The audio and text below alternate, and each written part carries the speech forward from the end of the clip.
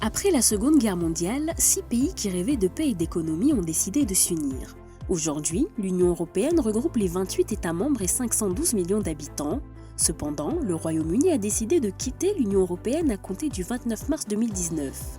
Ces États membres restent tous souverains et indépendants, même s'ils ont décidé de déléguer une partie de leur pouvoir de décision aux institutions communes qu'ils ont créées, à savoir le Parlement européen, la voix des citoyens de l'Union européenne, est élu directement par ceux-ci. Le Conseil européen qui se compose des chefs d'État ou de gouvernement des États membres de l'Union européenne, le Conseil de l'Union européenne qui représente les gouvernements des États membres de l'Union européenne, la Commission européenne qui représente les intérêts de l'Union européenne dans son ensemble. Pour l'adoption d'une loi, le Parlement et le Conseil de l'Union européenne doivent être d'accord sur le même texte, puis la loi sera intégrée dans le droit des États et s'appliquera alors partout en Europe.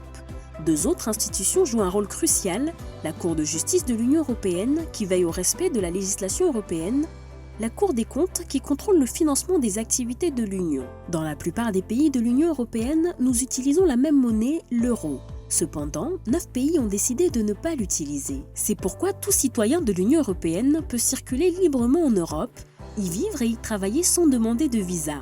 Même les entreprises ont le droit de faire circuler et de vendre leurs marchandises partout en Europe, sans payer de taxes ou de frais de douane. Depuis le 1er janvier 2014, Mayotte est devenue région ultra-périphérique de l'Union européenne, nouveau statut redessinant l'avenir de l'île.